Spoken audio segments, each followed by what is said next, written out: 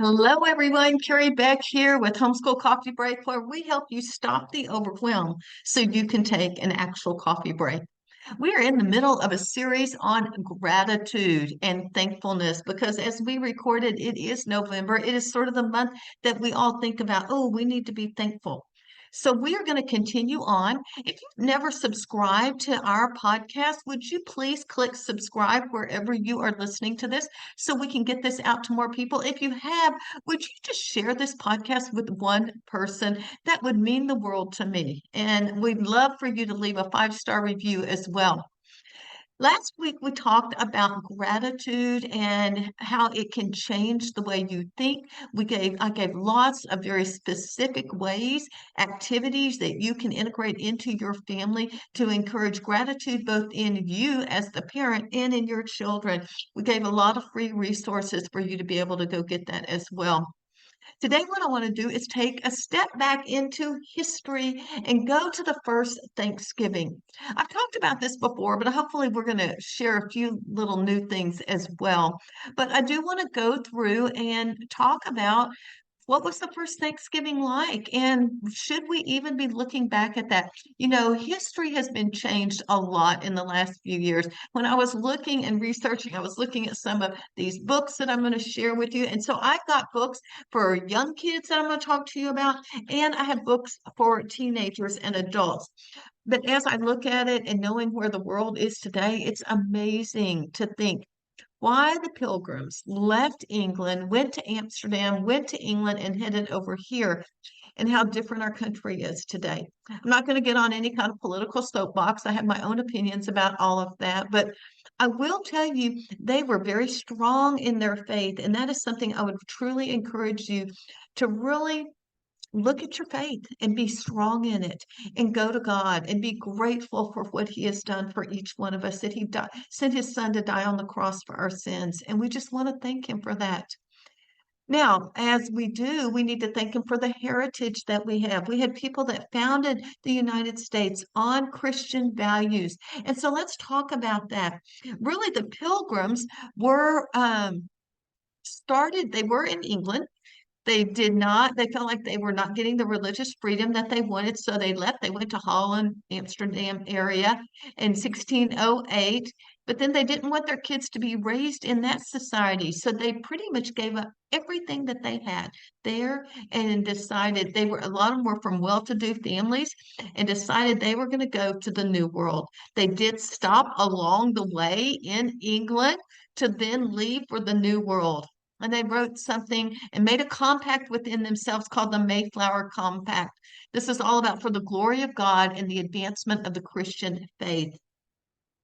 It was a difficult trip. Let me just show you a few books that might be helpful to your kids in going through this. One is this On the Mayflower. I share this every single year, but it actually has pictures of kids on the Mayflower. And that is what I think is so cool. And the kids can really relate to that.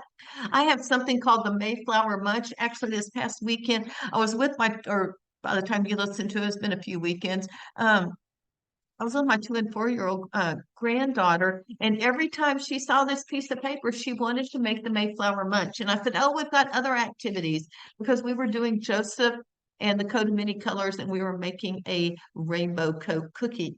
Anyway, that's another story. Mayflower Munch, I have a printable that you can go grab. Look in the show notes. It will be exactly where you can do it. You could read this book on the Mayflower and then make your Mayflower Munch.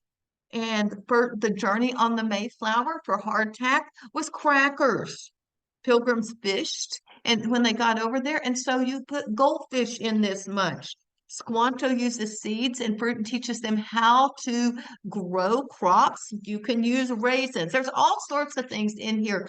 And you make a fun little snack that the kids can enjoy, and you can review the story of the ride over. There are 2 other books that I think are excellent for young kids, and then we're going to talk a little bit more about what happened during that. We're on young kids, but we'll get to older kids. The first one is Samuel Eaton's Day, and the second one is Sarah Morton's Day.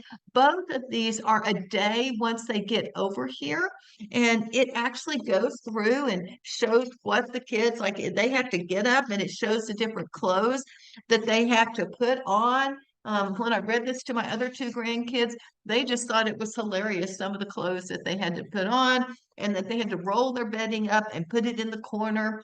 It talks a little bit about actually being on the Mayflower. But let's talk about this.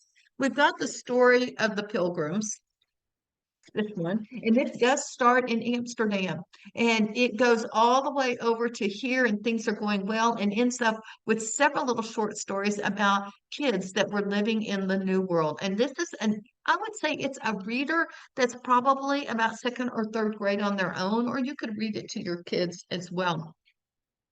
But what I want to tell you about is when they landed here in the New World, many were sick and had died on the boat. There was no one here to welcome them. There was nothing for them to stay in. There was no hotel, not even a meeting hall from back in the day that would be there for them. According to Rush Limbaugh, they said Bradford, William Bradford, it's where they get a lot of this information from his journals. It was a cold, barren, desolate wilderness. There were no friends to greet them. There were no houses to shelter them. There were no inns in which they could refresh themselves. If you want to read more of William Bradford's journal, I would really encourage you. This is great for teenagers of Plymouth Plantation, and it is the story of Plymouth from 1608 to 1650. And this would be a great resource for your older kids to really dive into what's going on. Even though it was bad, they still were thankful. They focused on God's provisions no matter what, through the good times and the hard times. They did not know probably that neural pathways change and all this stuff when you are grateful. They just knew that's what God wanted them to do. And everything give thanks, for this is the will of God in Christ Jesus. If you want to know what God's will is, be thankful. They knew this. They were coming over to set up a city on the hill, a city that would be a light to the world. They wanted to get away from all the darkness in England and Amsterdam areas and start something new. They wanted to raise their kids, not sheltered, but they wanted to do something new. They didn't quite know everything that was going to happen. So they land over here in 1620. It is a bleak and harsh winter. About two or three people died a day. Squanto was here. Squanto, I have a book on Squanto and I can't find it. But William, he helped them to be able to grow food, to show them how to develop crops and grow their crops so that they could do this. If you want to know a little bit more about the Indians, this Tampons Day, this is similar, and it is a story in the life of an Indian back at that time period, and it shows what life was like during that time period. That would be a great place to go. Squanto helped, and I don't remember how many years, but he did end up passing away. And William Bradford, who was the governor of the colony here, or of the little village, was by his bedside. And here is what Squanto said to William Bradford. This is what an influence the Pilgrims had on the Indians. And Squanto says, oh, and Squanto knew English. That was one of the reasons that he could help them. I don't remember how you read the story. You can find out more about that, but he did know English. And he told William Bradford, please pray for me, Governor, that I may go to the Englishman's God in heaven. And then he breathed his last in November 1622. And he was gone up to the earth, to the heavenly place.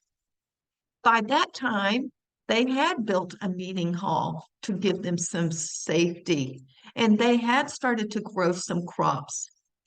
In that time, in between him passing away and them landing, 1621, William Bradford, which is what this is all about, and I don't know that I showed you this, but Landing of the Pilgrims is another book that's really great for your upper elementary, junior high kids to read. William Bradford served 30 years as governor of Plymouth. He was an excellent leader. There were very few, if you go read the historical records, you are not going to read very many complaints about William Bradford. I believe that's because he was a man of God, a man who was always seeking God. They voted him governor every single year. He had great communication and relationship skills with the Indians and with him. In 1621, they ended up having a 3-day feast. Why? To thank God because of all their bountiful harvest. It was awesome. This book about three young pilgrims talks about this and takes you through that time that they actually have a feast as well. And it's from a kid's eye view. This is another book, Homes in the Wilderness. It says A Pilgrim's Journey of Plymouth Plantation. This is written by Margaret Wise Brown, who's written many of the golden books, if you know the little kids' golden books. And there's a rabbit one, there's a baby one.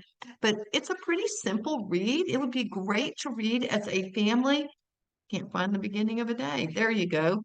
Here's like November 29th and what's happened. And so each day you could actually read. Here's November 30th. And then just read it on a daily basis as if you were reading what they were writing each day from the day before. That would be a great point. But as they had this feast, they thanked God for the harvest, but they also knew their survival was only because of God Almighty. And so this was truly a feast and a festival to say thank you to God. So let's talk about some of these things and how you could integrate this into your homeschool or into your family. One thing, if you really want to dive into the historical Thanksgiving feast, you could get the book, The Thanksgiving Primer. And it is going to tell you exactly how you can have a historical Thanksgiving, how you could dress up, the order of the church service. There are songs, Psalm 23 and Psalm 100. It tells you what kinds of foods. The plants they ate were parsnips, carrots, turnips, onions, cabbages, melons, radishes, carrots, beets, and lettuce. Talks about native plants there. This was, they even give you the bill of fare of what they ate: olives, black and green cheese, a bread of Indian corn, meaning cornbread, different kinds of bread, a fish, roast fowl, Jerusalem artichokes, onions, pompons, and a prune tart at the end, and then wine, beer, and cider as well.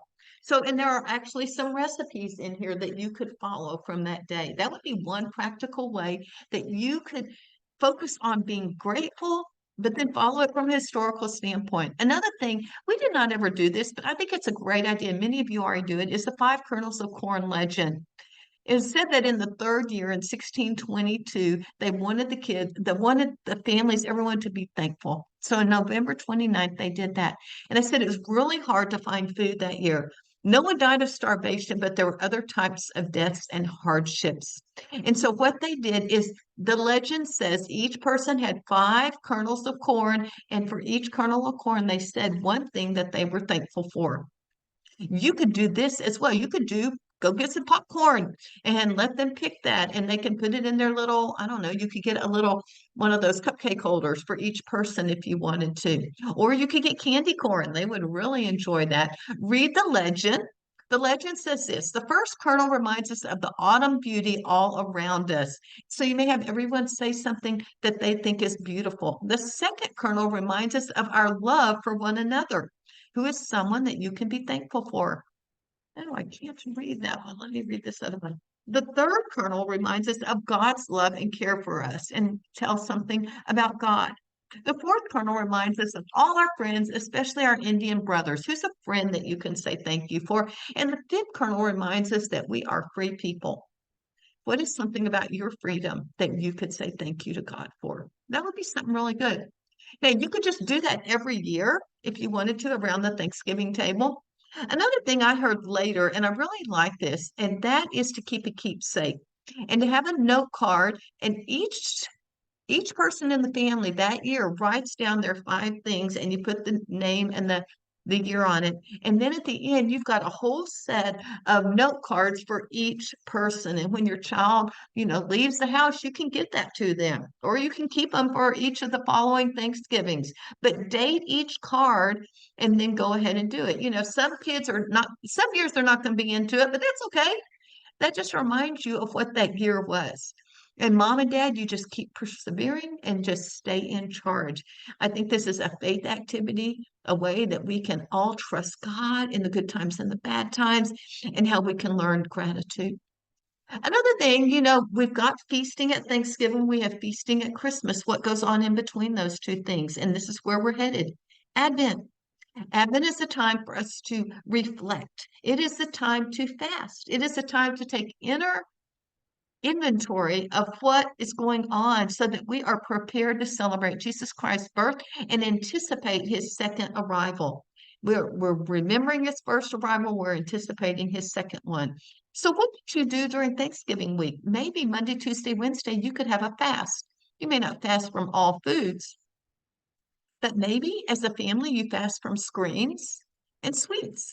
That would be something that your kids could actually do. Read about what fasting is from the Bible with your kids and why we fast. And when we are hungry, it will remind us to turn to God and time to pray. When I fast, um, I will tell you, I usually fast for a certain person. Sometimes I fast for me and another person. I will fast for a reason. And every time during the day I get hungry, I'm like, oh, yes, God, I need to pray right now. And I pray for that person. It's not a long, drawn out prayer. It's usually a minute or less. And I pray something for that person. It, so those are some things, and we can do that with our kids as well. When they want a piece of candy, say we're fasting, we're not having that for 3 days. And so since you want that, stop and let's just pray to God right now and pray about whatever it is your family's choosing to pray for that week. The hunger reminds us that God takes care of us, and it is time to pray and trust in Him. And then feasting on Thursday and Thanksgiving and have this great feast and be thankful for all that God has done for us. That would be a wonderful way to teach your kids what fasting and feasting is all about. Now, those are just a few ideas. We will have links to all of these resources in the show notes. And so please feel free to go and grab each one of those and just so you can actually pick and choose what works best for you.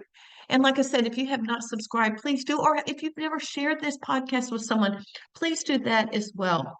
I think it's really important that we model thankfulness, we model gratitude, we model it in the here and now today, but we also go back in history and look at people that were good examples of being grateful, of being thankful. And that can go back in American history. We can also go all the way back to the Bible and be able to look at people that we're actually thankful for. If you've not picked up our free Thanksgiving Bible story, I have it right here, a sort of sample of it.